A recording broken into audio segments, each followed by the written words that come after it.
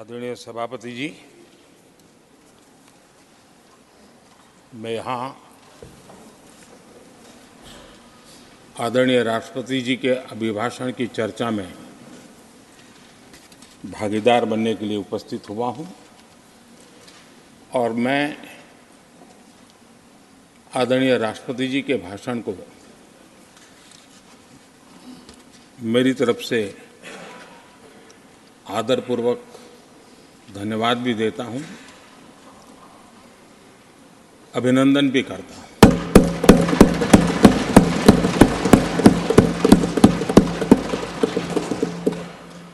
आदरणीय सभापति जी, ये 75वां गणतंत्र दिवस ये अपने आप में एक महत्वपूर्ण माइलस्टोन है और उस समय संविधान की यात्रा के इस महत्वपूर्ण पड़ाव पर राष्ट्रपति जी का भाषण उसका एक ऐतिहासिक महत्व भी रहता है और उन्होंने अपने भाषण में भारत के आत्मविश्वास की बात कही है, भारत के उज्जवल भविष्य के प्रति विश्वास को प्रकट किया है और भारत के कोटि कोटि जनों का जो सामर्थ्य है उस सामर्थ्य को बहुत ही कम शब्दों में लेकिन बहुत ही शानदार तरीके से देश के सामने सदन के माध्यम से प्रस्तुत किया है। मैं राष्ट्रपति जी के इस प्रेरक उद्बोधन के लिए और राष्ट्र को दिशा निर्देश के लिए और एक प्रकार से विकसित भारत के संकल्प को सामर्थ्य देने के लिए हृदय से बहुत बहुत आभार व्यक्त करता हूं।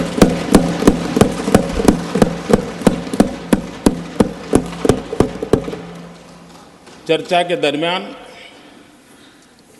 अनेक मान्य सदस्यों ने अपने विचार रखे और चर्चा को समृद्ध करने का अपने अपने तरीके से प्रयास भी किया। इस चर्चा को समृद्ध करने के प्रयास करने वाले सभी आदरणीय साथियों का भी मैं हृदय से आभार व्यक्त करता हूं, अभिनंदन करता हूं।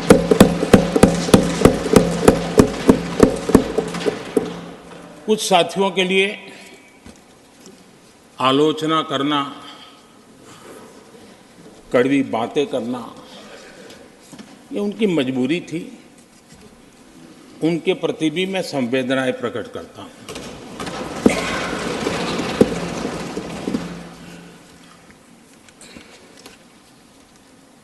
मैं उस दिन तो कह नहीं पाया लेकिन मैं खड़गे जी का विशेष आभार प्रकट करता हूं।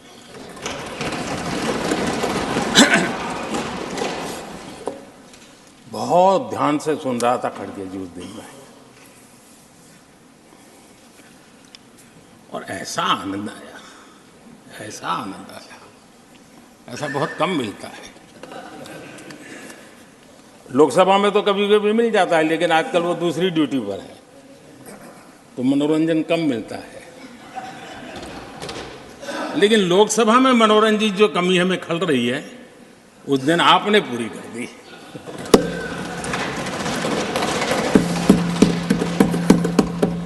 और मुझे प्रसन्नता इस बात की थी कि माननीय खड़गे जी काफी लंबा और बड़ी इम्तिहान वजह से शांति से बोल रहे थे, समय भी काफी लिया था। तो मैं सोच रहा था कि आजादी मिली कैसे, इतना सारा बोलने की आजादी मिली कैसे। तो मैं सोच तो रहा था लेकिन बाद में मेरे ध्यान में आया कि दो स्पेशल कमांडर जो रहते हैं ना उस दिन नहीं थे और आजकल नहीं रहते और इसलिए बहुत भरपूर फायदा स्वतंत्रता का आदरणीय खड़गे जी ने उठाया।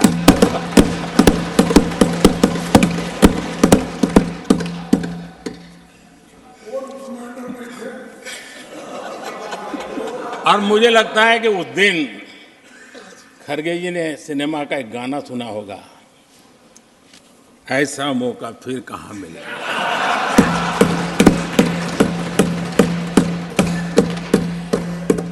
और खड़गे जी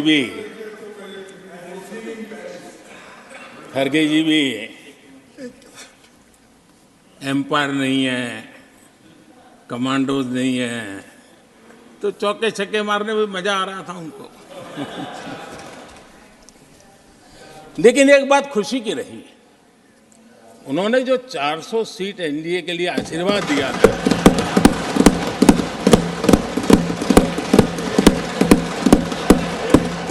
और मैं खड़गे जी के इन आशीर्वाद को, आपके आशीर्वाद मेरे सर आंखों पर, अब आपको आशीर्वाद वापिस लेना तो ले सकते हैं, क्योंकि एक खबर तो आ गए हैं।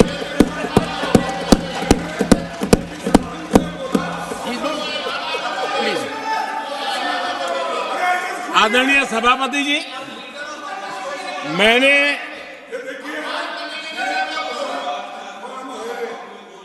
आदरणीय सभापति जी,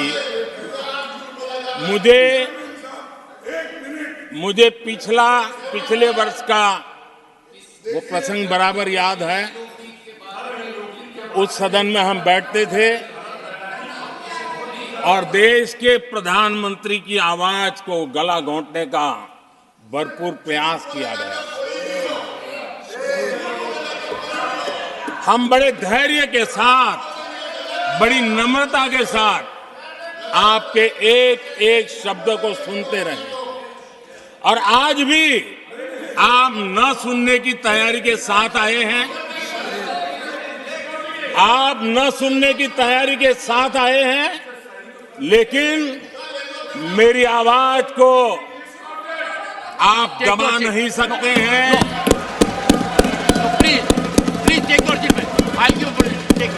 देश की जनता ने इस आवाज को ताकत दी हुई है।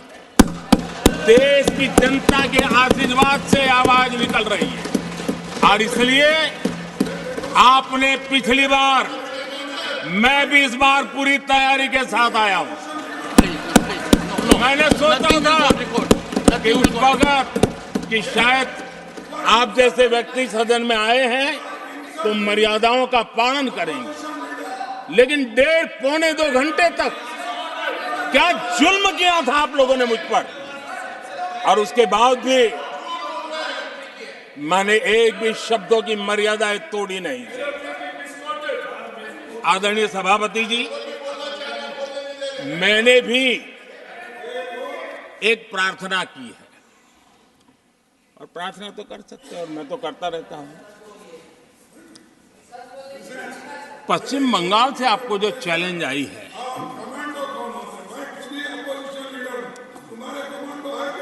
और पश्चिम बंगाल से चैलेंज आई है कि कांग्रेस 440 पार नहीं कर पाएगी, 40 पार नहीं कर पाएगी। मैं प्रार्थना करता हूं कि आप 40 बचा पाएं।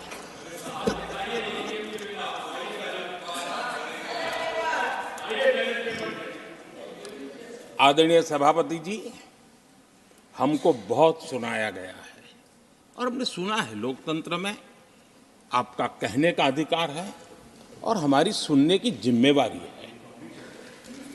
और आज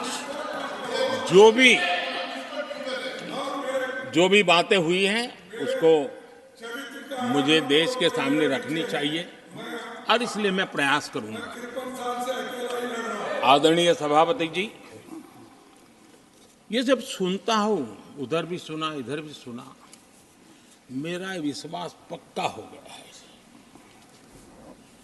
कि ये पार्टी सोच से भी आउटडेटेड हो गई है।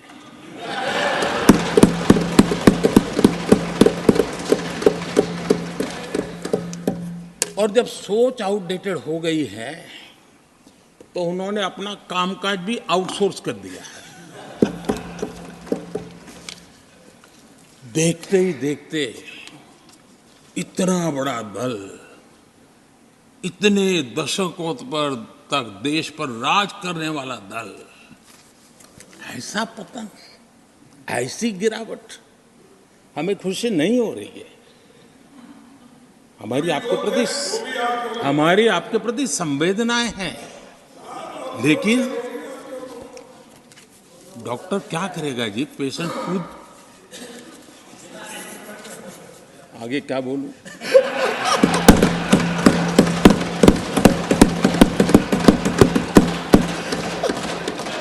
आदरणीय सभापति जी, ये बात सही है कि आज बहुत बड़ी बड़ी बातें होती हैं, सुनने की ताकत भी खो चुके हैं, लेकिन मैं तो देश के सामने बात रखने के लिए जरूर कहूंगा, जिस कांग्रेस ने सत्ता के लालच में सरेआम लोकतंत्र का गला घोंट दिया था, जिस कांग्रेस ने दर्जनों बार लोकतांत्रिक तरीके से चुन करके आई सरकारों को रातों रात भंग कर दी थी, बर्खास्त कर दिया, जिस कांग्रेस ने देश की संविधान लोकतंत्र की मर्यादाओं को जेल के सलाखों के पीछे बंद कर दिया था, जिस कांग्रेस ने अखबारों पर ताले लगाने तक की कोशिश की थी, आवाज, जो कांग्रेस देश को तोड़ने के नैरेटिव घड़ना का नया शौक उनको पैदा हुआ, इतना तोड़ा कम नहीं है, अब उत्तर दक्षिण को तोड़ने के लिए बयान दिए जा रहे हैं।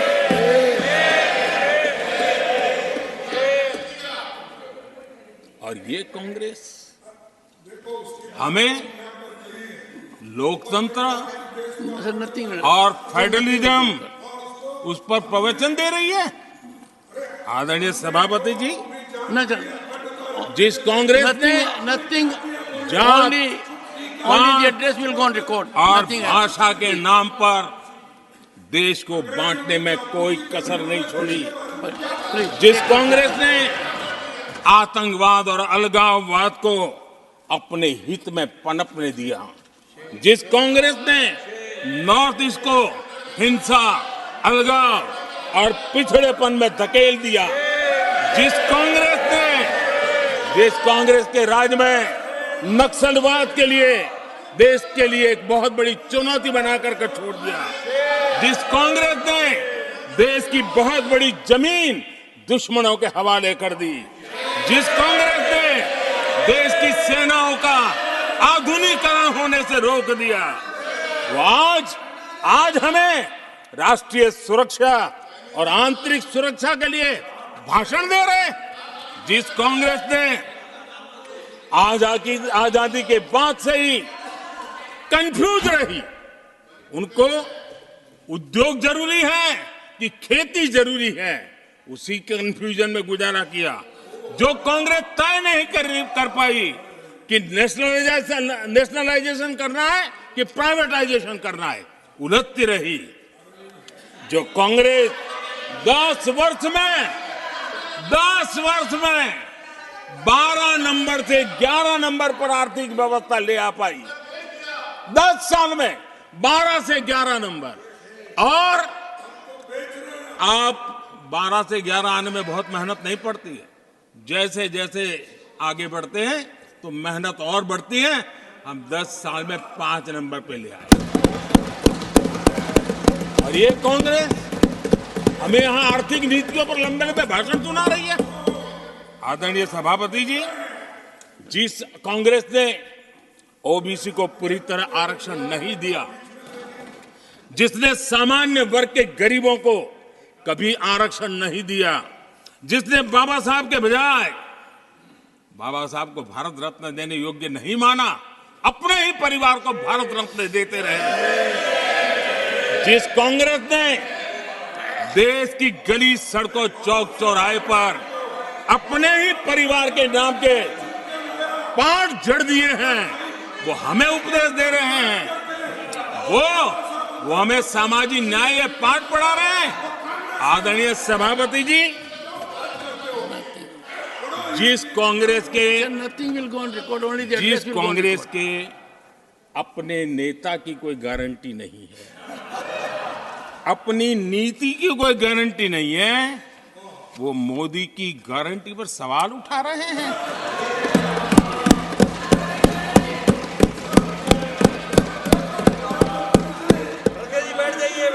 आदरणीय सभापति जी, आदरणीय सभापति जी, यहां एक शिकायत थी।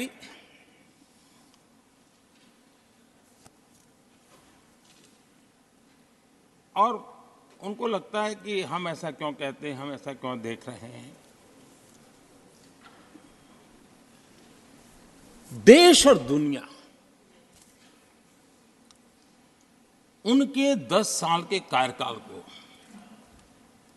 ऐसे क्यों देखती थी? देश क्यों नाराज हो गया?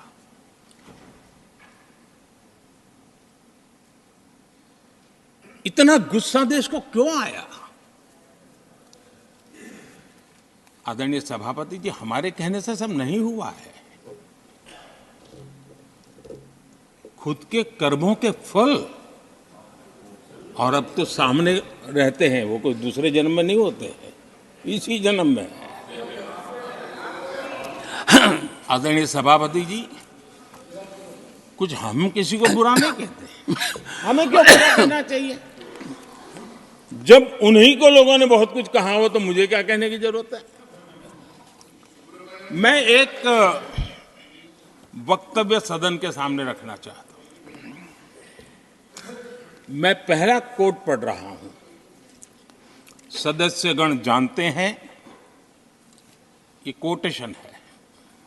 सदस्यगण जानते हैं कि हमारी ग्रोथ धीमी हो गई है और फिस्कल डेफिसिट बढ़ गया है।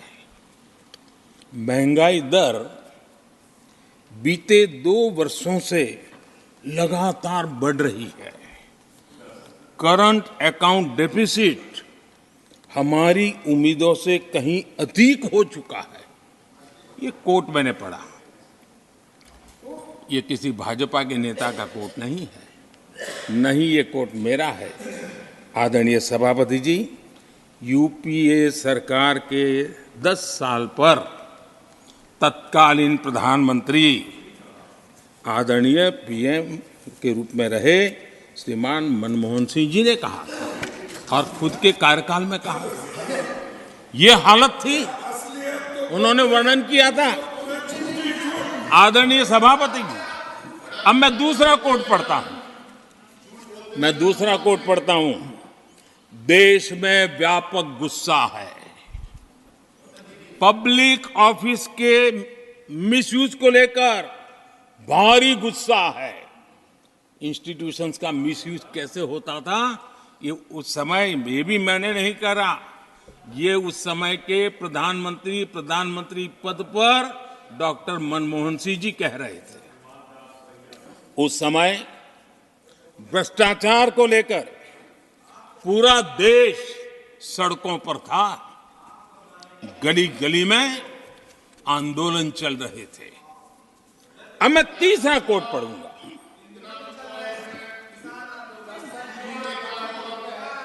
एक संशोधन की कुछ पंक्तियां हैं, इसको भी आप सुनिए। टैक्स कलेक्शन में भ्रष्टाचार होता है, इसके लिए जीएसटी लाना चाहिए। राशन की योजना में लीकेज होती है, जिससे देश का गरीब सबसे अधिक पीड़ित है। इसको रोकने के लिए उपाय खोजने होंगे। सरकारी ठेके जैसे दिए जा रहे हैं उस पर शक होता है। ये भी तत्कालीन प्रधानमंत्री आदरणीय मनमोहन सिंह जी ने कहा था। और उसके पहले और एक प्रधानमंत्री, उन्होंने ये कहा था कि दिल्ली से 1 रुपया जाता है 15 पैसा पहुंचता है। सुधार, बीमारी का पता था, सुधार करने की तैयारी नहीं थी। और आज बातें तो बड़ी बड़ी की जा रही है। कांग्रेस के 10 साल का इतिहास देखिए। फ्रेजाइल 5 इकोनॉमी में दुनिया में कहा जाता था, मैं नहीं, दुनिया कहती फ्रेजाइल 5, पॉलिसी पैरालिसिस, ये तो उनकी पहचान बन गई थी। और हमारे 10 वर्ष टॉप 5 इकोनॉमी वाले।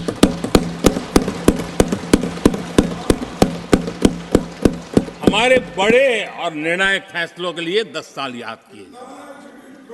आदरणीय सभापति जी, हम उस कठिन दौर से बहुत मेहनत करके, सोच समझ करके देश को संकटों से बाहर लाए हैं। ये देश ऐसे ही आशीर्वाद नहीं दे रहा है। आदरणीय सभापति जी,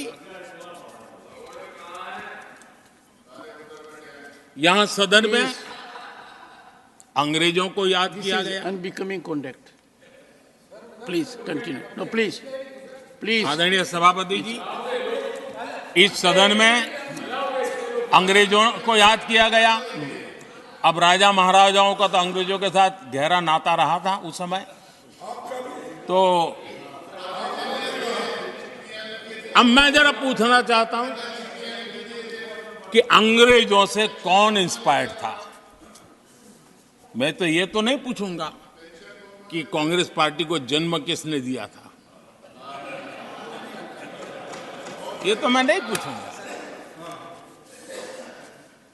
आजादी के बाद भी देश में गुलामी की मानसिकता को किसने बढ़ावा दिया? अगर आप अंग्रेजों से प्रभावित नहीं थे तो अंग्रेजों की बनाई दंड संहिता, पिनल कोड, आपने क्यों नहीं बदली? आदरणीय सभापति जी, अगर आप अंग्रेजों से प्रभावित नहीं थे तो अंग्रेजों के जमाने के सैकड़ों कानून क्यों चलते रहे? आप अगर अंग्रेजों से प्रभावित नहीं थे तो लाल बत्ती कल्चर, ये लाल बत्ती कल्चर इतने दशकों बाद भी क्यों चलता? अगर आप अंग्रेजों से प्रभावित नहीं थे तो भारत का बजट शाम को 5 बजे इसलिए आता था क्योंकि ब्रिटिश पार्लियामेंट का सुबह शुरू होने का समय होता था। ये ब्रिटेन की पार्लियामेंट के समय के अनुकूल शाम 5 बजे बजट की परंपरा क्यों चलाए रखी थी आपने? कौन अंग्रेजों से इंस्पायर था? पर आप अंग्रेजों से प्रेरित नहीं थे तो हमारी सेनाओं के चिन्हों पर आज भी गुलामी के प्रतीक अब तक क्यों बने हुए थे? हम एक के बाद एक हटा रहे हैं। अगर आप अंग्रेजों से प्रेरित नहीं थे तो राजपथ को कर्तव्य पथ बनने के लिए मोदी का इंतजार क्यों करना पड़ा? आदरणीय सभापति जी, अगर आप अंग्रेजों से प्रभावित नहीं थे तो अंडमान और निकोबार, इन द्वीप समूहों पर आज भी अंग्रेजी सत्ता के निशान क्यों लटके पड़े थे? आदरणीय सभापति जी, अगर आप अंग्रेजों से प्रभावित नहीं थे तो इस देश के सेना के जवान देश के लिए मन मिटते रहे, लेकिन देश के जवानों के सम्मान में एक वॉर मेमोरियल तक आप बना नहीं पाए थे। क्यों नहीं बनाया? अगर आप अंग्रेजों से इंस्पायर्ड नहीं थे, प्रभावित नहीं थे, तो भारतीय भाषाओं को हीन भावना से क्यों देखा? स्थानीय भाषा में पढ़ाई के प्रति आप लोगों की बेरुखी क्यों थी? आदरणीय सभापति जी, अगर आप अंग्रेजों से प्रेरित नहीं थे तो भारत को मदर ऑफ डेमोक्रेसी बताने में आपको कौन रोकता था? आपको क्यों महसूस नहीं हुआ कि दुनिया में? आदरणीय सभापति जी, मैं सैकड़ों उदाहरण दे सकता हूं कि आप किस प्रभाव में काम करते थे और देश को सुनते ये सारी बातें याद आने वाली है। आदरणीय सभापति जी, मैं एक और उदाहरण देना चाहता हूं। कांग्रेस ने नैरेटिव फैलाया और इस नैरेटिव का परिणाम क्या हुआ कि भारत की संस्कृति और संस्कारों मानने वाले लोगों को बड़े हीन भाव से देखा जाने लगा, ढकियानों से मानने लगा गया और इस प्रकार से एक हमारे अतीत के प्रति अन्याय करने की नौबत आई है। अपनी मान्यताओं को गाली देते हैं, अपनी अच्छी परंपराओं को गाली देते हैं तो आप प्रोग्रेसिव हैं। इस प्रकार के नैरेटिव गढ़े जाने लगे देश में और उसका नेतृत्व कहां होता था ये दुनिया भली बातें जानती है। दूसरे देश से आयात करना उसको गर्व का और भारत की कोई चीज है तो दूसरे दर्जे की है, ये स्टेटस बना दिया गया था। ये स्टेटस सिंबल बाहर से आया, मेड इन फॉरेन स्टेटस बना दिया था। ये लोग आज भी वोकल फॉर लोकल बोलने से बच रहे हैं। मेरे देश के गरीबों के कल्याण का काम हो रहा है। आज आत्मनिर्भर भारत की बात उनके मुंह से नहीं निकलती है। आज मेक इन इंडिया कोई बोलता है तो उनके पेट में चूहे दौड़ने लग जाते हैं। आदरणीय सभापति जी, देश ये सब देख चुका है और अब समझ भी चुका है और उसी का परिणाम आप भुगत भी रहे हैं। आदरणीय सभापति जी, राष्ट्रपति जी ने अपने अभिभाषण में विस्तार से चार सबसे बड़ी जातियों के विषय में हम सबको संबोधित किया था। युवा, नारी, गरीब और हमारे अन्नदाता। हम जानते हैं इनकी समस्याएं ज्यादातर एक समान है, उनके सपने भी एक समान है और उसके समाधान अगर करने हैं तो थोड़ा 19-20 का फर्क पड़ेगा, लेकिन इन चारों वर्गों के समाधान के रास्ते भी एक ही हैं और इसलिए उन्होंने बहुत ही उपयुक्त रूप से राष्ट्र का मार्गदर्शन किया है कि इन चार स्तंभों को मजबूत करिए, देश विकसित भारत की तरफ तेज गति से आगे बढ़ेगा।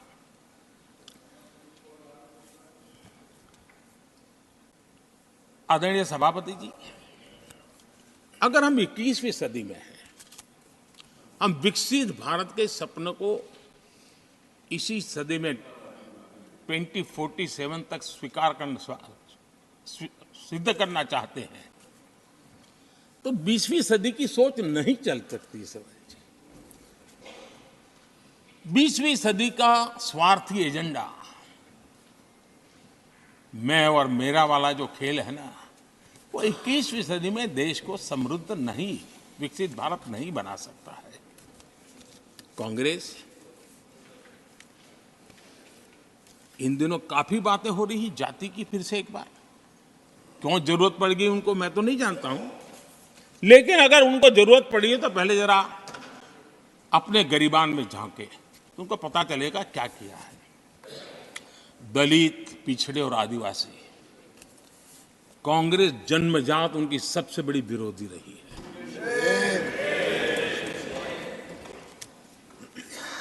और मैं तो कभी कभी सोचता हूं अगर बाबा साहब न होते ना तो शायद कि एससी एसटी को आरक्षण मिलता कि नहीं मिलता, ये भी मेरे मन में सवाल उठता है। आदरणीय सभापति जी, और मैं ये कह रहा हूं, इसके पीछे मेरे पास प्रमाण है। इनकी सोच आज से नहीं, उस समय से ऐसी है, मेरे पास प्रमाण। और मैं प्रमाण के सिवाय मैं यहां कहने के लिए नहीं आया। और जब बातें वहां से उठी हैं तो फिर तैयारी रखनी चाहिए उनको। मेरा परिचय तो हो चुका है, 10 साल हो गए।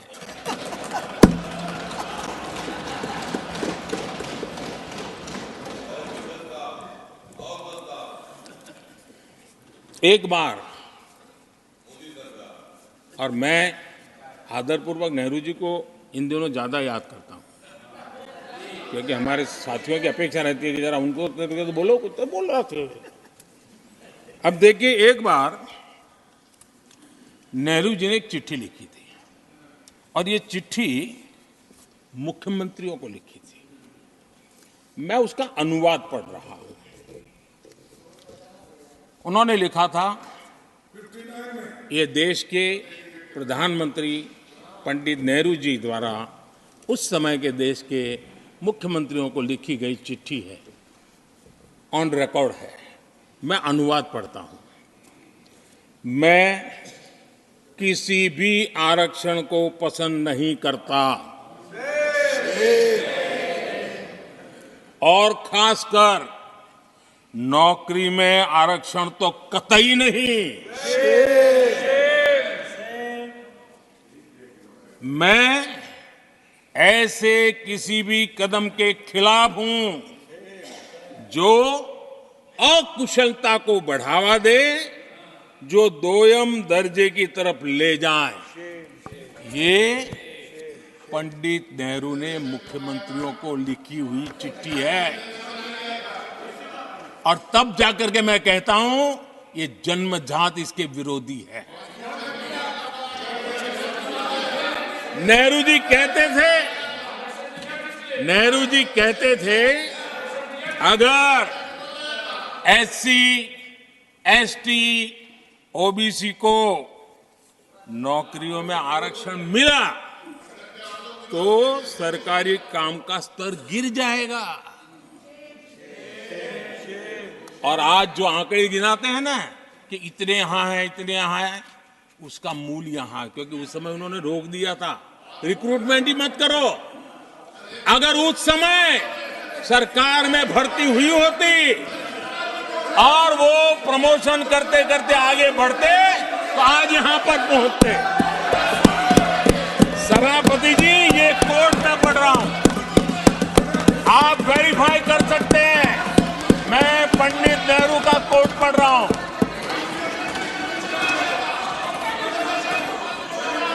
प्लीज। और आदरणीय सभापति जी, leader of opposition was heard in rapt attention. Are you setting this example? Leader of opposition, आदरणीय सभापति जी, please sit down, sit down. आप तो जानते हैं, नेहरू जी ने जो कहा वो कांग्रेस के लिए हमेशा से पत्थर की लकीर होता है। नेहरू जी ने कहा, मतलब पत्थर की लकीर उनके लिए। दिखावे के लिए आप कुछ भी कहें, लेकिन आपकी सोच ऐसे कई उदाहरणों से सिद्ध होती है। मैं अनगिनत उदाहरण देख सकता हूं, लेकिन मैं एक उदाहरण जरूर देना चाहता हूं, और वह उदाहरण मैं जम्मू कश्मीर का देना चाहता हूं। कांग्रेस ने जम्मू कश्मीर के एससी, एसटी, ओबीसी को 7 दशकों तक उनके अधिकारों से वंचित रखा।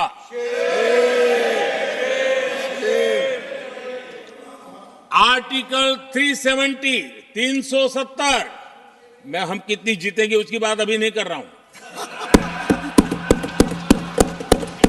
आर्टिकल 370 को निरस्त किया,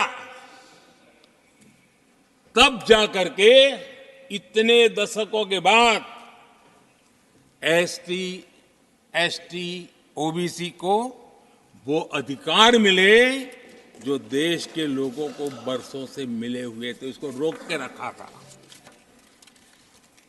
जम्मू कश्मीर में फॉरेस्ट राइट्स एक्ट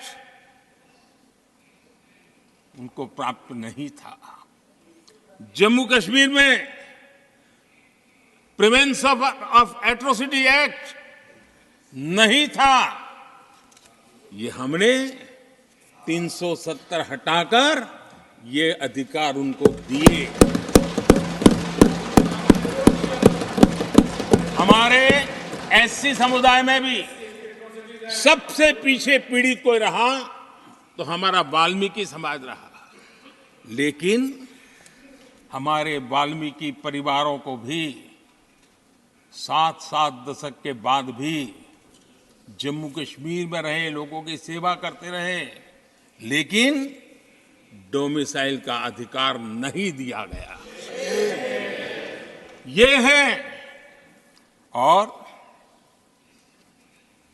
मैं आज देश को भी अवगत करना चाहता हूं कि स्थानीय निकायों में, लोकल सेल्फ गवर्नमेंट्स में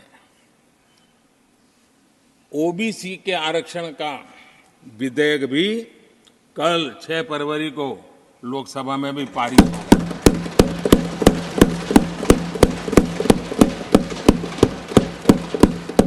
आदरणीय सभापति जी, एससी, एसटी, ओबीसी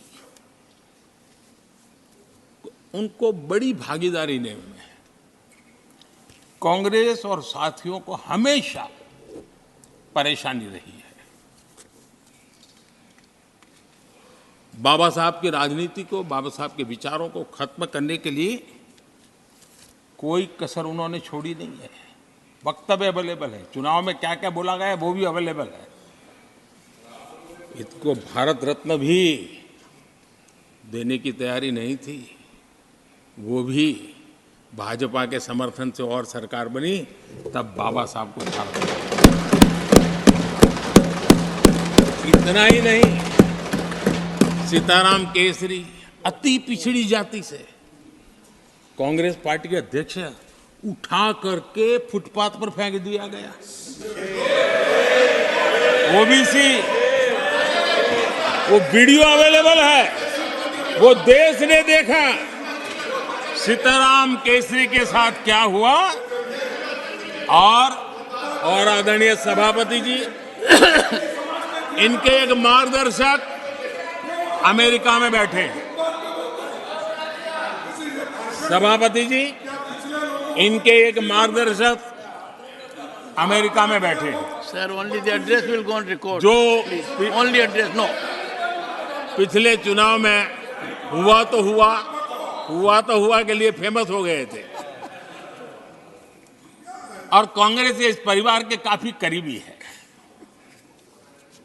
उन्होंने अभी संविधान निर्माता बाबा साहब आम्बेडकर के उनके योगदान को छोटा करने का भरपूर प्रयास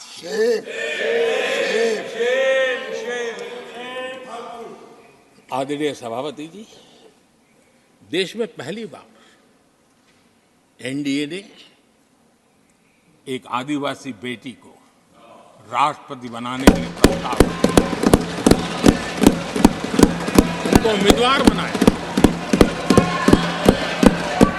आपका हमसे वैचारिक विरोध हो वो एक बात है, अगर हमसे वैचारिक विरोध होता, आपने सामने कैंडिडेट खड़ा किया होता, मैं समझ सकता था, लेकिन वैचारिक विरोध नहीं था। क्यों? क्योंकि हमारे यहां से गया हुआ व्यक्ति आपने उम्मीदवार बनाया, इसलिए वैचारिक विरोध नहीं था। आपका विरोध एक आदिवासी बेटी के लिए था, और इसलिए आपने, और ये जब सांगमा जी चुनाव लड़ रहे, वो भी एक आदिवासी था, उनके साथ भी यही किया गया था।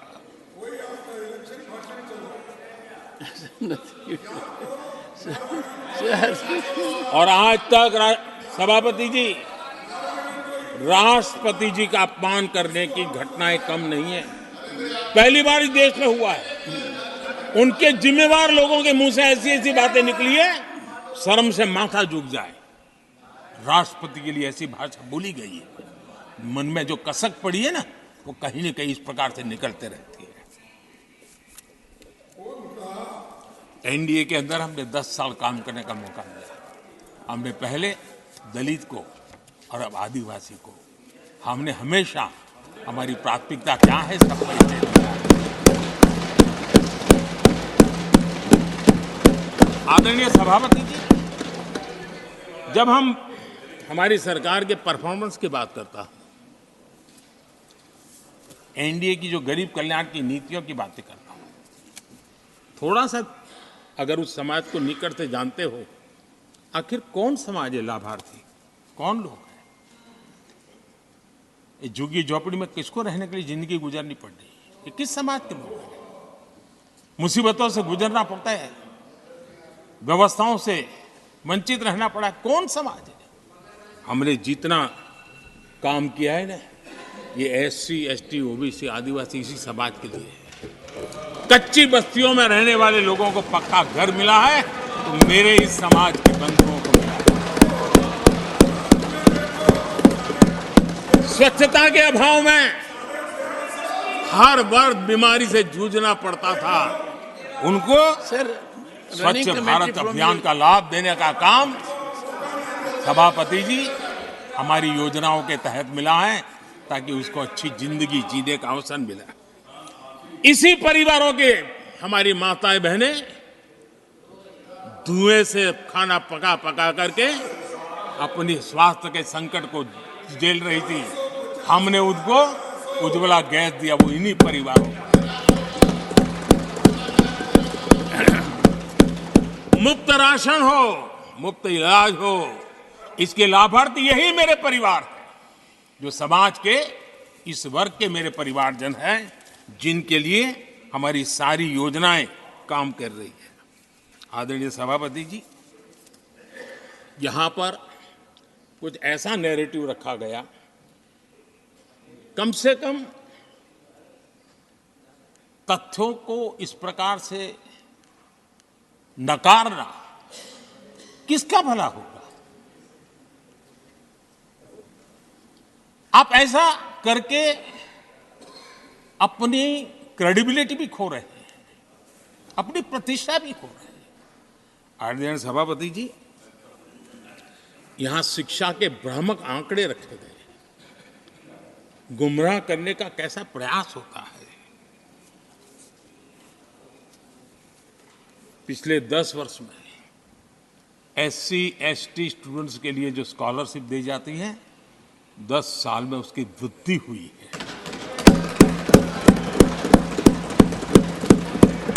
इन 10 वर्षों में स्कूलों में, हायर एजुकेशन में नामांकन की संख्या भी बहुत बढ़ी है और ड्रॉप आउट बहुत तेजी से कम हुआ है।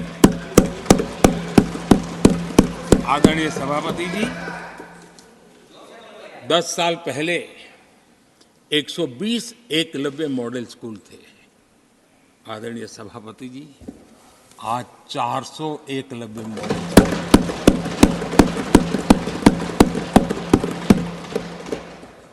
आप इन चीजों को क्यों नकारते हैं, क्यों ऐसा करते हैं, मुझे समझ नहीं आता। सभापति जी, पहले एक सेंट्रल ट्राइबल यूनिवर्सिटी थी, आज 2 सेंट्रल ट्राइबल यूनिवर्सिटीज हैं।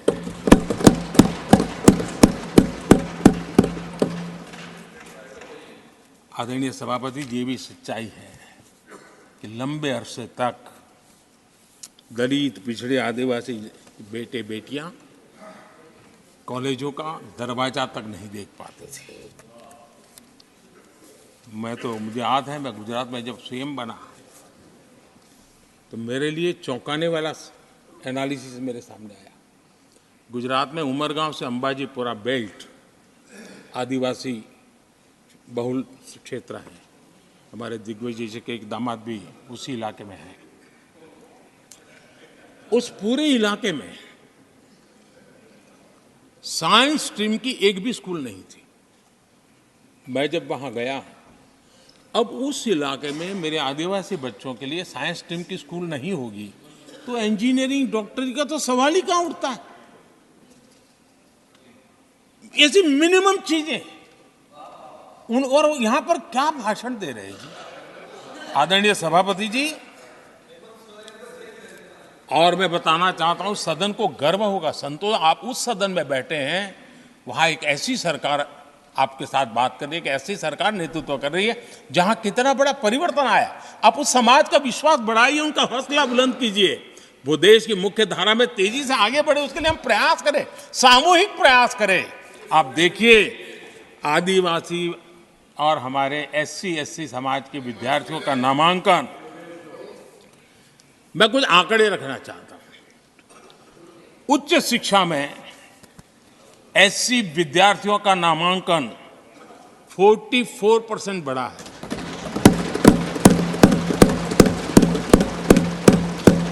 उच्च शिक्षा में ST विद्यार्थियों का नामांकन 65% बढ़ा है। हायर एजुकेशन में OBC समाज के विद्यार्थियों का नामांकन में 45% बढ़ोतरी। और जब मेरे गरीब, दलित, पिछड़े, आदिवासी, वंचित उन परिवार के बच्चे हायर एजुकेशन में जाएंगे, डॉक्टर बनेंगे, इंजीनियर बनेंगे, उस समाज के अंदर एक नया वातावरण पैदा होगा। और उस दिशा में हमारी कोशिश यही है कि मूलभूत समस्याओं का समाधान करने के लिए थोड़ा समय लगे, लेकिन मजबूती से काम करें। और इसलिए हमने एजुकेशन पर इस प्रकार से बल दे के काम किया है। कृपा करके, जानकारियों का अभाव है तो कहीं हम जानकारियां दे देंगे, लेकिन ऐसे नैरेटिव मत बनाइए ताकि आपकी प्रतिष्ठा भी कम हो, आपके शब्द की ताकत खत्म हो जाए। आप पर दया आ जाती है कभी कभी।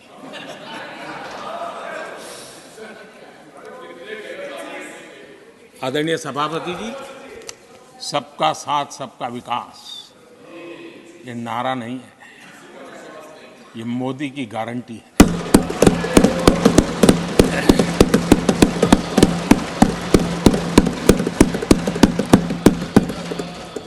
और जब इतने सारे काम करते हैं, मान लीजिए किसी ने कविता लिख करके भेजी थी, कविता तो बड़ी लंबी है, तो उसमें एक वाक्य है, मोदी की गारंटी का दौर है।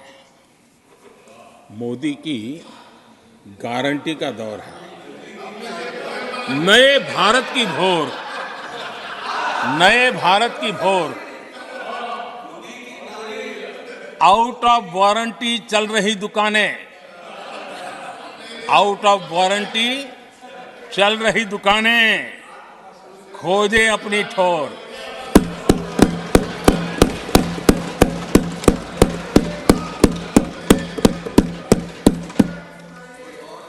आदरणीय सभापति जी,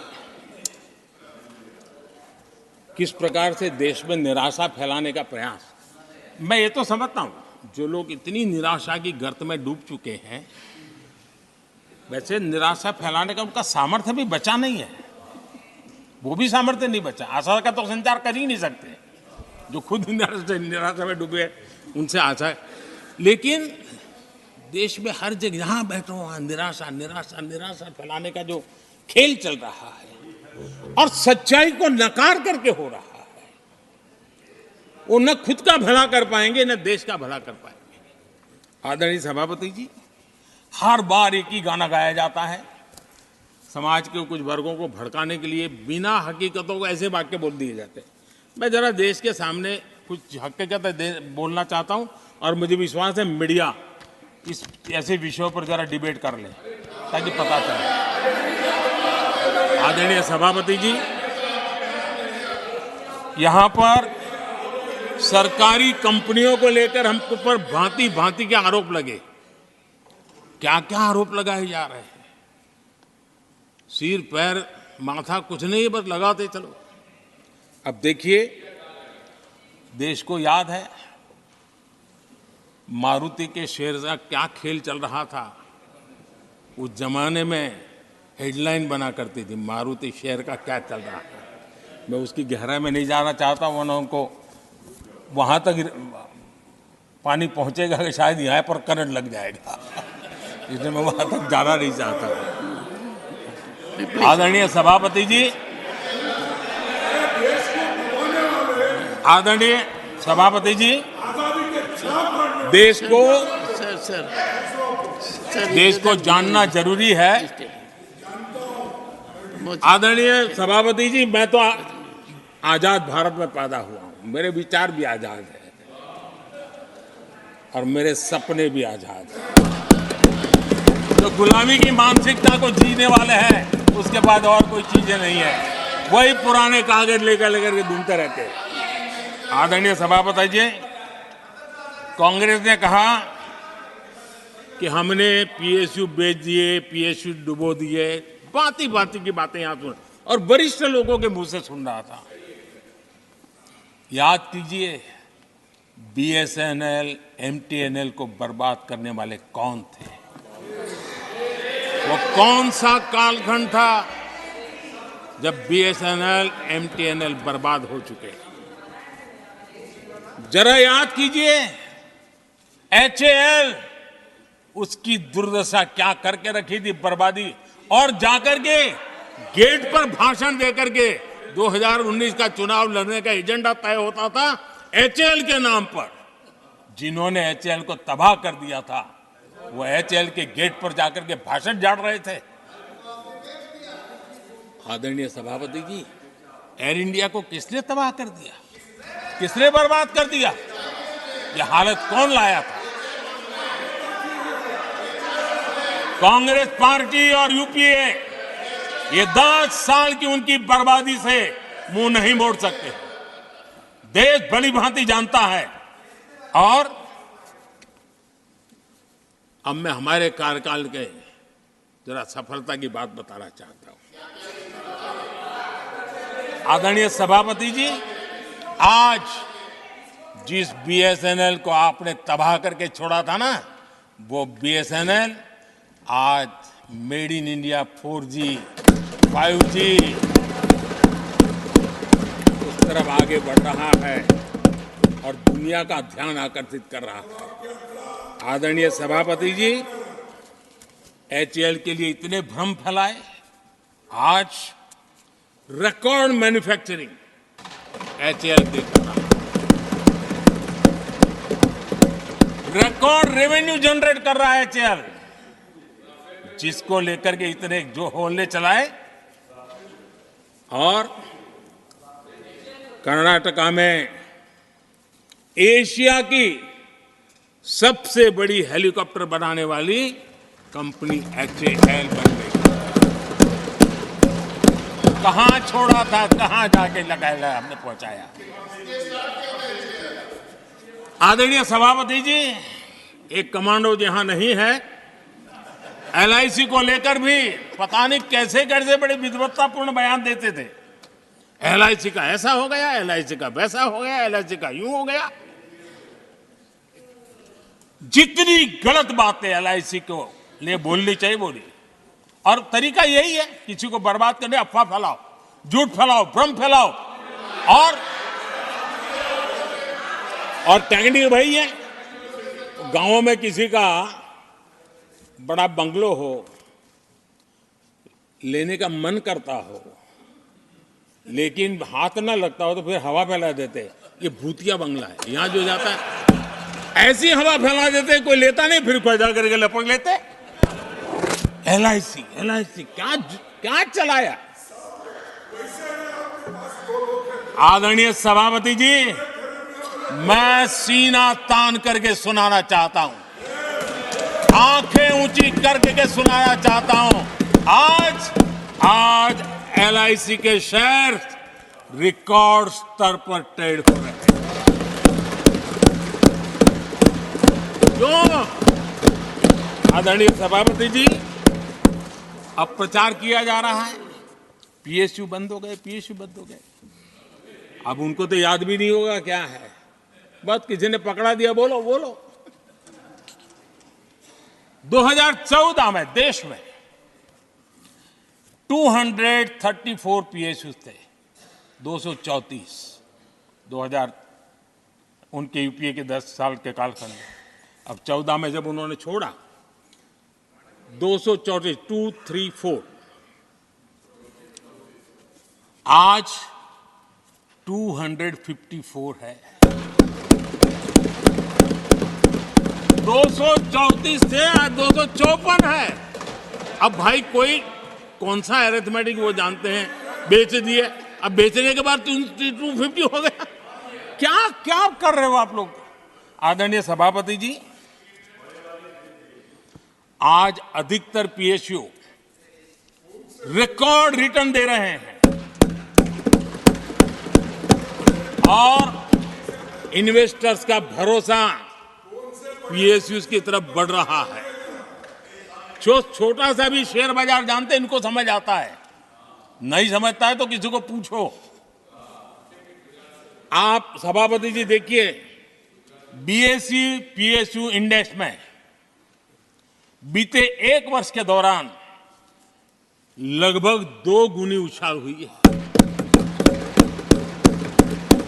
आदरणीय सभापति जी, 10 साल पहले, यानी 2014, 4 से 14 के बीच की बात करता हूं,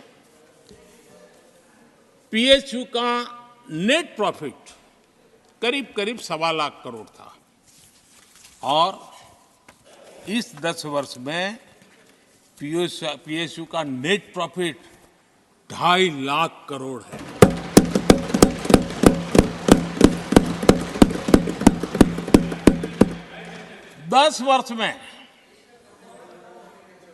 हमारे 10 वर्ष में पीएसयू की नेट वर्थ 9.5 लाख करोड़ से बढ़कर के 17 लाख करोड़ हो गई है।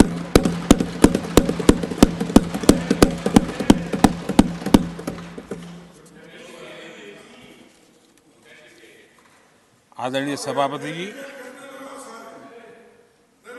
इनका हाथ जहां भी लगता है ना, उसका डूबना तय हो जाता है और उससे यही दशा करके उन्होंने छोड़ी थी। हम मेहनत करके इतनी बाहर लाए, इतनी प्रतिष्ठा बढ़ी है। आपको खुशी होनी चाहिए, भ्रम मत फैलाइए, बाजार में हवा ऐसी न फैलाइए कि देश के सामान्य निवेशक के मन को उलझन में आ जाए। ऐसा काम आप नहीं कर सकते। आदरणीय सभापति जी, इन लोगों की मर्यादा इतनी है, अब इन्होंने अपने युवराज को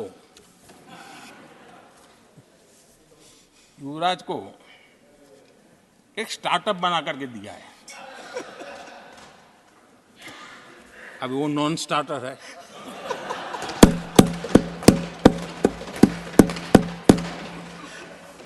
न तो वो लिफ्ट हो रहा है, न वो लॉन्च हो रहा है।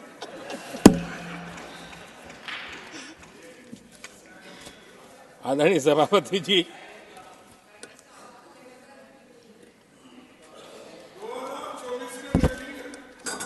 आप पिछली बार भी इतनी शांति से रहे हो तो कितना मजा आता।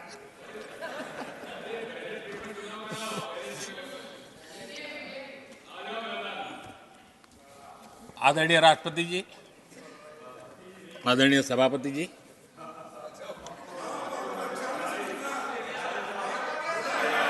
बधाई हो, बधाई हो, बधाई हो, सबको बधाई हो। आदरणीय सभापति जी,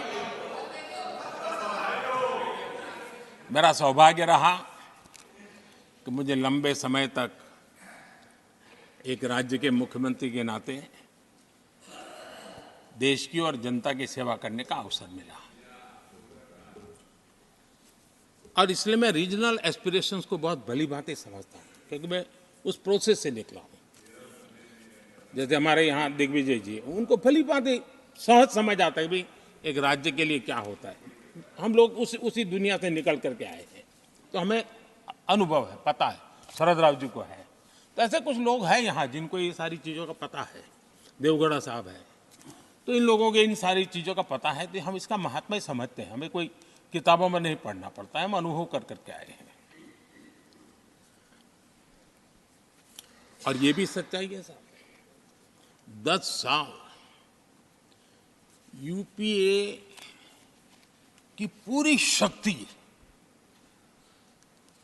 गुजरात को क्या कुछ न करने में लगी हुई थी, आप कल्पना नहीं कर सकते। लेकिन मैं आंसू नहीं बहाता, मैं रोने की मेरी आदत नहीं है जी। लेकिन तब भी उतने संकटों के बावजूद भी, उतने जुल्म के बाद भी, हर प्रकार की मुसीबतों को झेलते हुए भी मेरी तो मुसीबत ऐसी थी कि यहाँ किसी मिनिस्टर से मुझे अपॉइंटमेंट नहीं मिलती थी। वो कहते थे भाई आप जानते हो मेरी तो दोस्ती है, मैं फ़ोन पे बात कर लूँगा, लेकिन कहीं फ़ोटो वोटो निकल गए, ये डर रहता था। यहाँ मंत्रियों का डर ऐसा था। अब खैर उनकी मुसीबतें मैं समझ सकता हूँ। मेरे यहाँ एक बार बहुत प्राकृतिक आपदा आई। मैंने उस समय प्रधानमंत्री जी को बड़ा रिक्वेस्ट किया कि आप आइए, एक बार जरा देख लीजिए। उनका कार्यक्रम बना, फिर साहब एक एडवाइजरी कमेटी बनी थी ना, शायद वहाँ से हुक्म आया, तो कोई हेलीकॉप्टर से हवाई निरीक्षण करे वो तो मैं समझ सकता हूँ। साहब वो कार्यक्रम बदल करके साउथ में किस राज्य में गए तो मुझे याद नहीं रहा आज, और बोले हम हवाई जहाज से ऊपर से देख लेंगे, हम गुजरात में नहीं आएंगे। मैं सूरत पहुंचा हुआ था, वो आने वाले थे, मैं जानता हूँ आखिर में क्या हुआ होगा।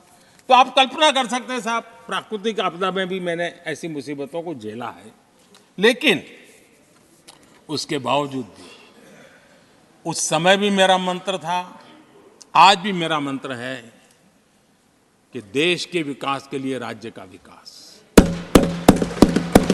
भारत के विकास के लिए गुजरात का विकास, और हम सबको इसी रास्ते पर चलना चाहिए। हम राज्यों का विकास से ही राष्ट्र का विकास कर पाएंगे। इस पे कोई विवाद नहीं हो सकता है, कोई विवाद नहीं हो सकता है।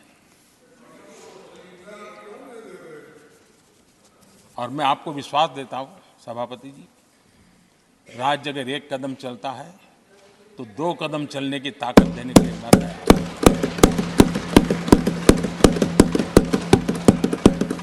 कोऑपरेटिव फेडरलिज्म क्या होता है, और मैंने तो हमेशा कहा कॉम्पिटिटिव कोऑपरेटिव फेडरलिज्म। आज देश को जरूरत है कॉम्पिटिटिव कोऑपरेटिव फेडरलिज्म। हमारे राज्यों के बीच में तंदुरुस्त स्पर्धा हो ताकि हम तेजी से देश में आगे बढ़े। एक सकारात्मक सोच के साथ हमको चलने की जरूरत है। और मैं ये राज्य में था तब भी इसी विचारों को लेकर के काम करता था, इसलिए चुपचाप सहता भी था। आदरणीय सभापति जी, कोविड एक उदाहरण है। इतना बड़ा संकट आया दुनिया का, ऐसे संकट के समय राज्य के मुख्यमंत्रियों के साथ 20 बैठकें की उस कालखंड में, एक एक बात का विचार विमर्श करके साथ लेकर के, और सभी राज्यों का सहयोग, एक टीम बन करके केंद्र और राज्य ने काम किया। दुनिया जिस मुसीबत को झेल नहीं पाई, हम सब ने मिल करके, किसी एक को क्रेडिट मैं कभी नहीं दूंगा, सब ने मिल करके इस देश को बचाने के लिए जो हो सकता है, राज्यों को भी उसकी क्रेडिट लेने का पूरा अधिकार है। इस सोच में हमने काम किया। आदरणीय सभापति जी, G20 का आयोजन हम दिल्ली में कर सकते थे। हम दिल्ली में इन बड़े बड़े नेताओं के बीच रह करके सब कुछ क्या नहीं कर, पहले हुआ ही है। हमने ऐसा नहीं किया। हमने G20 का पूरा यश राज्यों को, दिल्ली में एक मीटिंग की तो राज्य में 200, एक एक राज्य को एक्सपोजर मिले दुनिया में। ये गलती से नहीं हुआ, योजना के तरीके से हुआ है। मेरे लिए किसकी सरकार है इसके आधार पर मैं देश नहीं चलाता। हम सब मिलकर के देश आगे बढ़ाना चाहते हैं, इस भूमिका से काम किया है। आदरणीय सभापति, हमारे देश में विदेश के मेहमान आते थे तो मेरे आने के बाद आ रहे था, थोड़ा पहले भी आते थे। आज विदेशी मेहमान आते हैं तो मेरा आग्रह रहता है कि आपको एक दिन किसी राज्य में जाना चाहिए। मैं उनको लेते के जाता हूं राज्यों में, ताकि उनको पता चले कि मेरा देश यानी दिल्ली नहीं है, मेरा देश चेन्नई में भी है, मेरा देश बेंगलुरु में भी है, मेरा देश हैदराबाद में भी है, मेरा देश पुरी में भी है, भुवनेश्वर में भी है, मेरा देश कलकत्ता में भी है, मेरा देश गुवाहाटी में भी है। पूरे दुनिया को मेरे देश के हर कोने का एक्सपोजर मिले, इसके लिए हम कोशिश करते हैं। वहां की सरकार का सहयोग असहयोग इसके तराजू पर नहीं तोड़ते। एक ईमानदारी से इस देश के भविष्य के लिए पूरे विश्व मेरे भारत को जाने, इसके लिए हम प्रयास करते हैं। और मैं अभी भी 26 जनवरी को इतना बड़ा काम रहता है, सबको मालूम है। उसके बाद भी मैं 25 तारीख को फ्रांस के राष्ट्रपति को राजस्थान की गलियों में घुमा रहा था। मैं दुनिया को पता चले कि मेरा राजस्थान ऐसा है।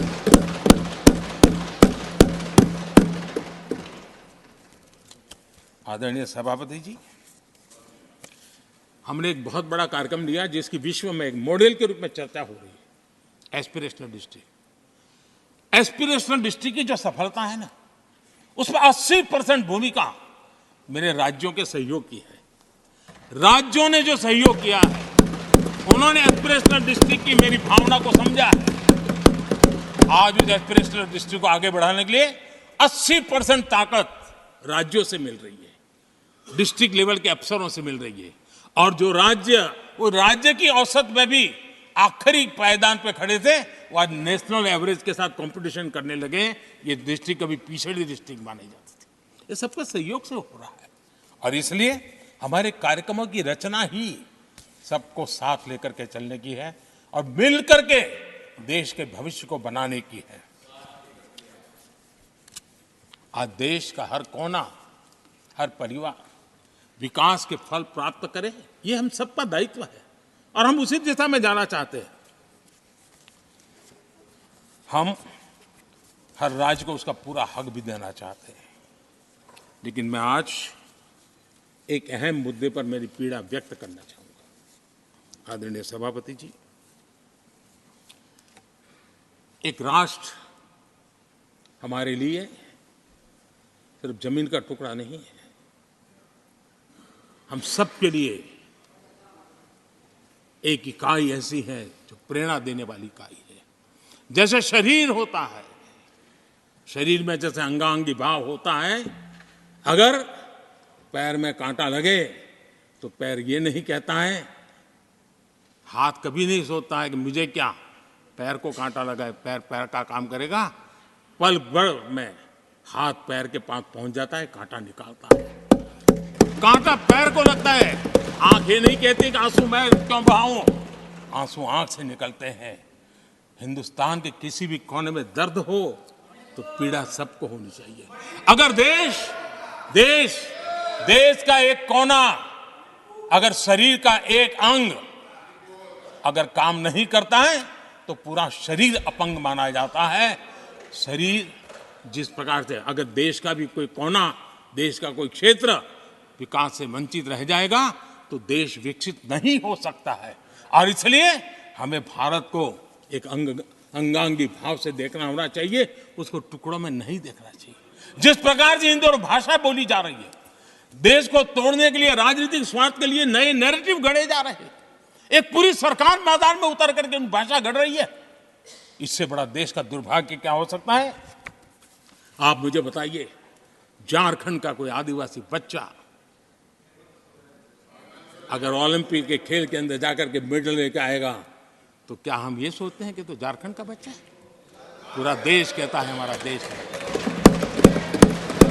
जब एक झारखंड का बच्चे में प्रतिभा देखते हैं और देश हजारों करोड़ रुपया, हजारों लाखों रुपया खर्च करके उसको अच्छे कोचिंग के लिए दुनिया के किसी देश में भेजता है, तो हम ये सोचेंगे कि खर्चा झारखंड के लिए हो रहा है, क्या देश के लिए नहीं हो रहा है?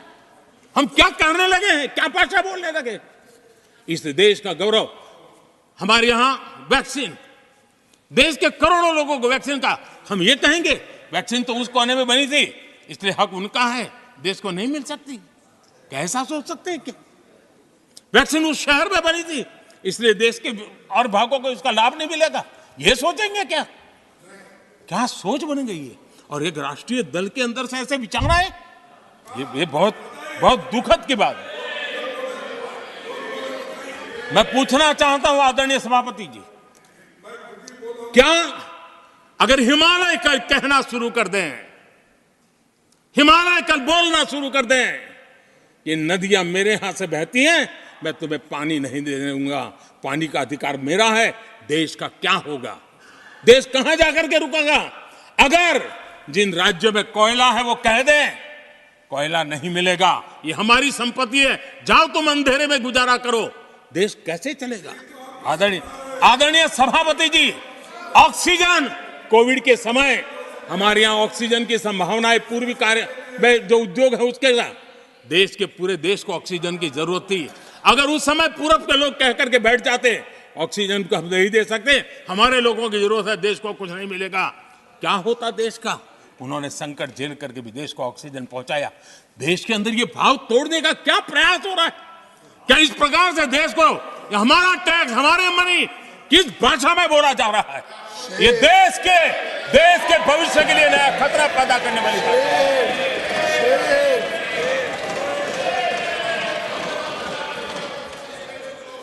देश को तोड़ने के लिए नए नए नैरेटिव खोजना बंद कर दीजिए।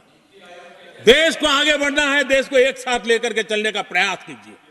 आदरणीय सभापति जी, पिछले 10 वर्ष नीति और निर्माण के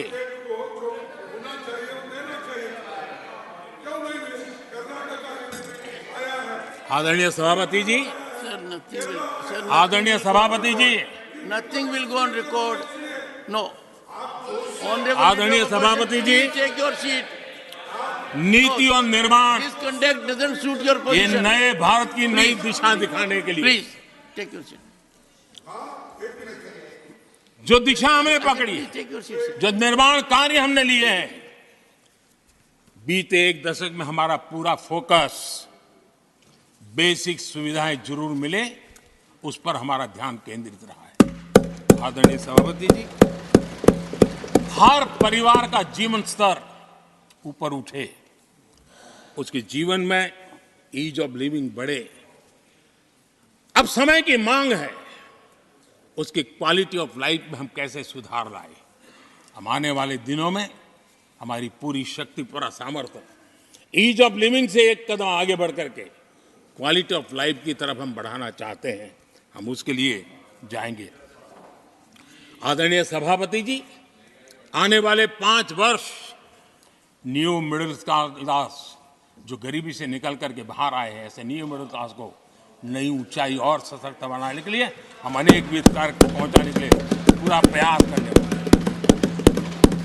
और इसलिए हमने सामाजिक न्याय का जो मोदी कवच दिया है ना, उस मोदी कवच को और मजबूत बनाने और ताकत देने वाले हैं।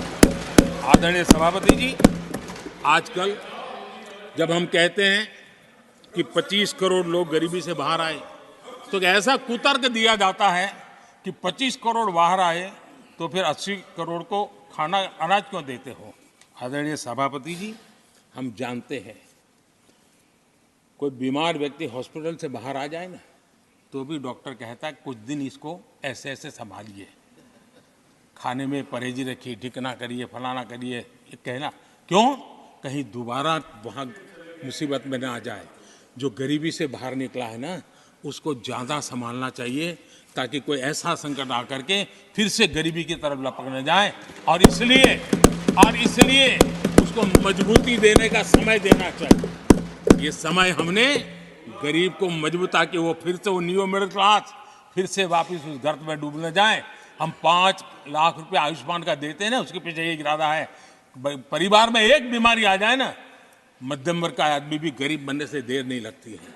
और इसलिए गरीबी से बाहर निकलना जितना जरूरी है, उतना गलती से भी गरीबी की तरफ पीछे न चला जाए, उसके लिए ध्यान रखने की आवश्यकता है। और इसलिए हम अनाज देते हैं, अनाज देते रहेंगे, किसी को बुरा लगे या न लगे। 25 करोड़ गरीबी से बाहर निकले हैं, न्यू मिडिल क्लास हुए हैं, लेकिन मुझे समझ है, मैं उस दुनिया जी करके आया हूं, उनको जरूरत ज्यादा है। और इसलिए हमारी ये योजना जारी रहेगी। आदरणीय सभापति जी,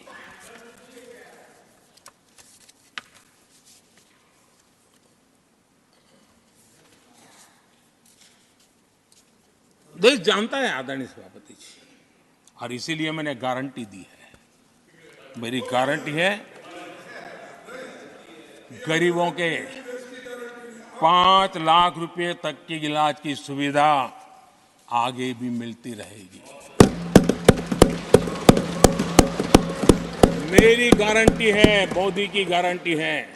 80% डिस्काउंट से जो दवाइयां मिल रही हैं, जो दवाइयां मिल रही हैं, जिसका लाभ मध्यम वर्ग गरीब को मिल रहा है, वो मिलता रहेगा।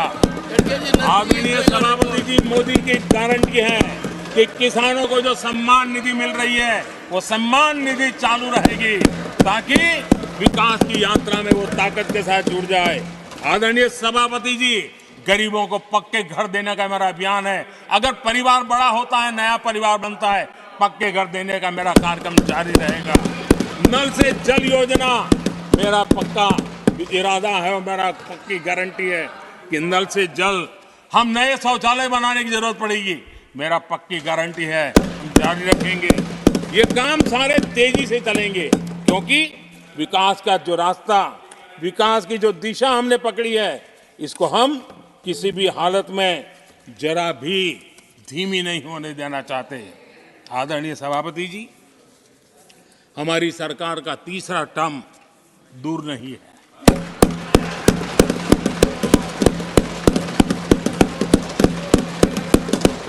कुछ लोग इसे मोदी 3.0 कहते हैं। मोदी 3.0 विकसित भारत की नींव को मजबूत करने के लिए पूरी शक्ति लगा देंगे। आदरणीय सभापति जी, अगले 5 साल में भारत में डॉक्टरी की संख्या पहले की तुलना में अनेक गुना बढ़ेगी। मेडिकल कॉलेजों की संख्या बढ़ेगी। इस देश में इलाज बहुत सस्ता और सुलभ हो जाएगा। आदरणीय सभापति जी, अगले 5 साल में हर गरीब के घर में नल से जल का कनेक्शन होगा।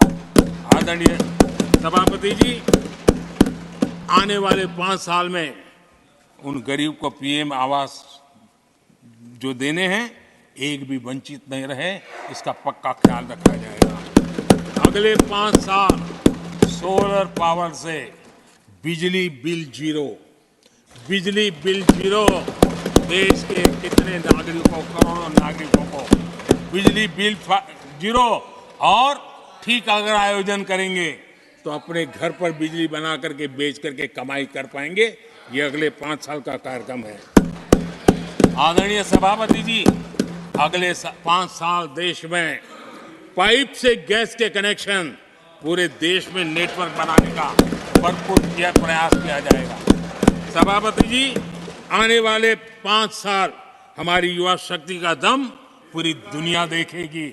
आप देखना आदरणीय सभापति जी, हमारे युवा स्टार्टअप्स, युवाओं के यूनिकॉर्न, इसकी संख्या लाखों में होने वाली है। और इतना ही नहीं, टियर 2, टियर 3 सिटी नए नए स्टार्टअप से उसकी एक नई पहचान के साथ उभरने वाला है। ये मैं 5 साल का चित्र मेरे सामने देख रहा हूं। आदरणीय सभापति जी, रिसर्च फंडिंग, उसकी वृद्धि का प्रभाव आप देखना। पिछले 7 दशक में जितने पेटेंट नहीं हुए हैं, उतने रिकॉर्ड पेटेंट फाइल होने का दिन आने वाले 5 साल में मैं देख रहा हूं। आदरणीय सभापति जी, आज मेरे मध्यम वर्ग के लाखों बच्चे विदेशों में पढ़ने के लिए चले जाते हैं। मैं वो स्थिति लाना चाहता हूं कि मेरे बच्चों के लाखों रुपए बच जाएं, मेरे देश के मध्यम वर्ग के सपने पूरे हो, बेस्ट यूनिवर्सिटी मेरे देश में हो, उच्चतम शिक्षा उनको मेरे देश में मिले और मेरे बच्चों का, उनके परिवार का पैसा बचे। इसलिए मैं कह रहा, आदरणीय सभापति जी, आने वाले 5 साल आप देख रहा, कोई भी इंटरनेशनल खेल की कंपटीशन ऐसी नहीं होगी जिसमें भारत का झंडे हर जगह पर न फहरे। मैं देखने वाला हूं 5 साल खेल जगत के अंदर दुनिया में भारत के युवा की शक्ति की पहचान देने। आदरणीय सभापति जी, आने वाले 5 साल में भारत का पब्लिक ट्रांसपोर्ट पूरी तरह ट्रांसफॉर्म होने वाला है। अगले 5 साल में गरीब और मिडिल क्लास को तेल और शानदार यात्रा की सुविधाएं बहुत आसानी से मिलने वाली है, तेज मिलने वाली है, पूरी ताकत से व्यवस्था होने वाली है। अगले 5 साल में देश बुलेट ट्रेन भी देखेगा और देश वंदे भारत ट्रेन का विस्तार भी देखेगा। आदरणीय सभापति जी, अगले 5 साल में आत्मनिर्भर भारत का अभियान नई ऊंचाई पर होगा। देश हर क्षेत्र में आत्मनिर्भर होता नजर आएगा। आदरणीय सभापति जी, आने वाले 5 साल में मेड इन इंडिया सेमीकंडक्टर दुनिया में हमारी गूंज होगी। इलेक्ट्रॉनिक हर गुड्स में वो चीप होगी जिसमें किसी न किसी भारतीय का पसीना होगा। आदरणीय साहब, दुनिया के इलेक्ट्रॉनिक बाजार में एक नई गति का सामर्थ्य आने वाले 5 साल में देश देखेगा। आदरणीय सभापति जी, आज देश लाखों करोड़ रुपए का तेल इंपोर्ट करता है। अपनी ऊर्जा जरूरतों के लिए हम ज्यादा से ज्यादा आत्मनिर्भर बनने की दिशा में काम करेंगे और मुझे विश्वास है हम ऊर्जा जरूरतों पर जो डिपेंडेंसी है वो कम करने में सफल होंगे। इसे इतना ही नहीं, आदरणीय सभापति जी, ग्रीन हाइड्रोजन अभियान हम दुनिया के बाजार को लालायित करने की दिशा में आगे बढ़ रहे हैं। हमारा ग्रीन हाइड्रोजन ऊर्जा जरूरतों को पूरा करने का सामर्थ्य रहेगा। इथेनॉल की दुनिया में हम तेजी से आगे बढ़ रहे हैं। हम 20% का लक्ष्य प्राप्त करके हमारे लोगों को ट्रांसपोर्टेशन में सस्ता मिले, इसकी व्यवस्था होगी।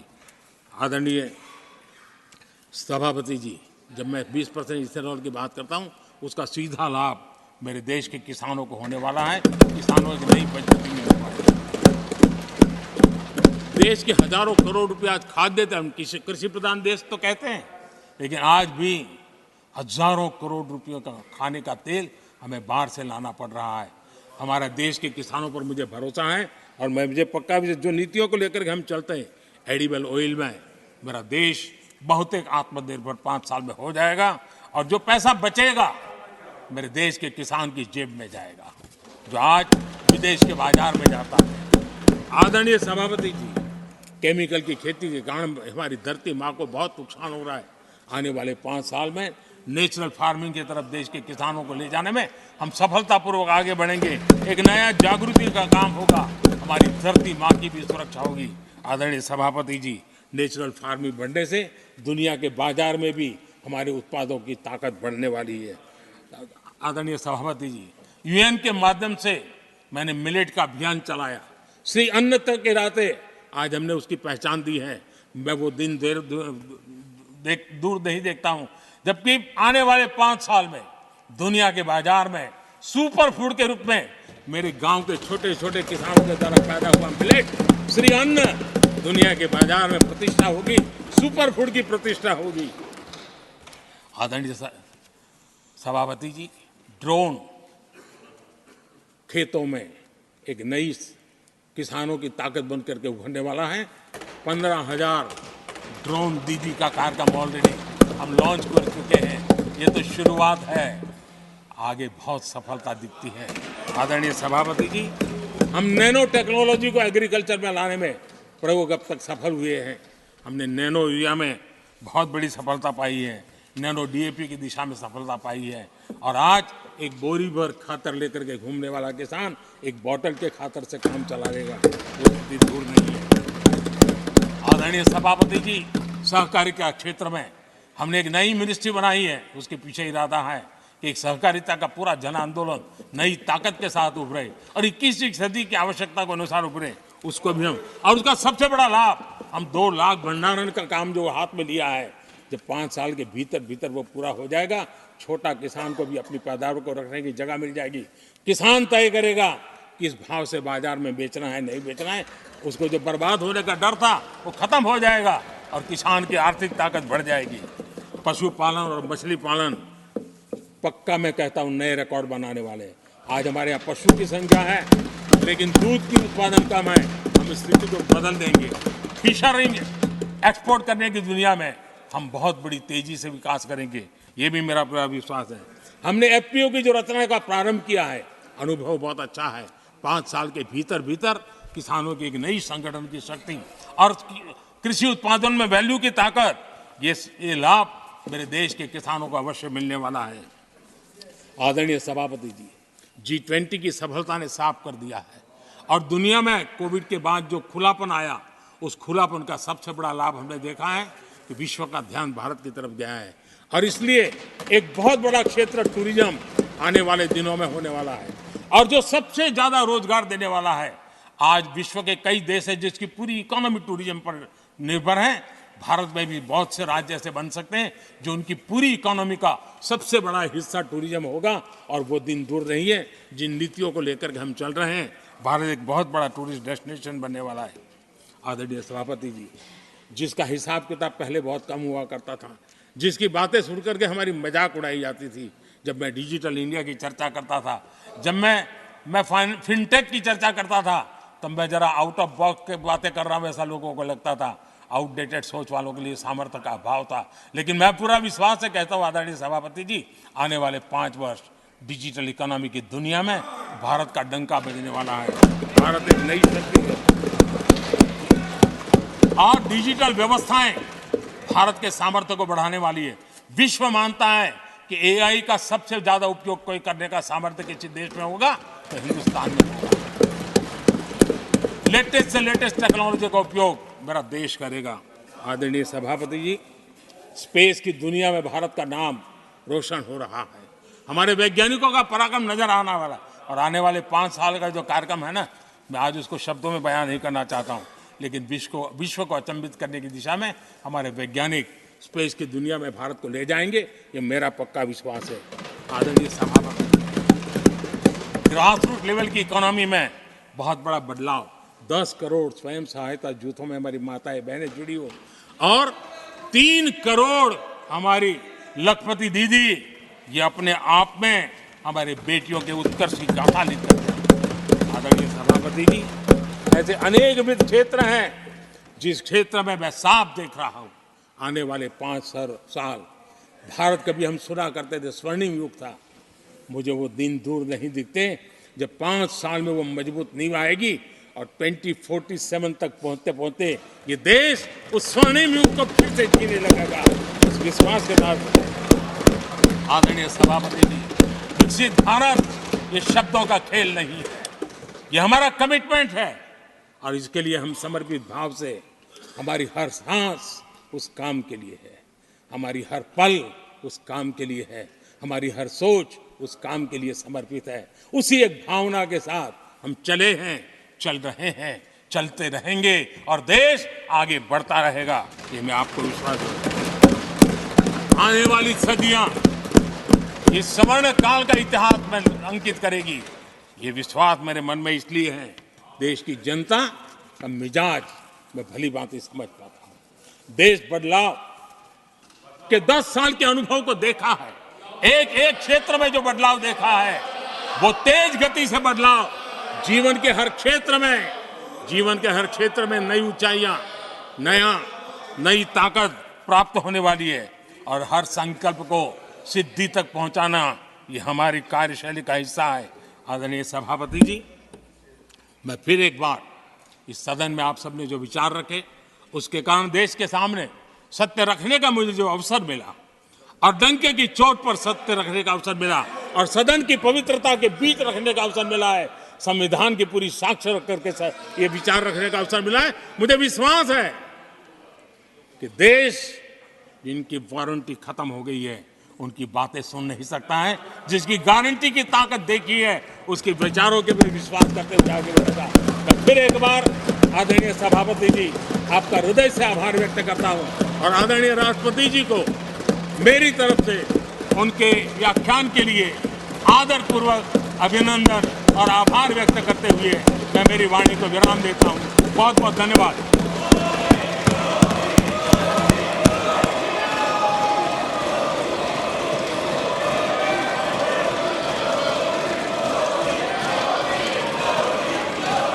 I shall now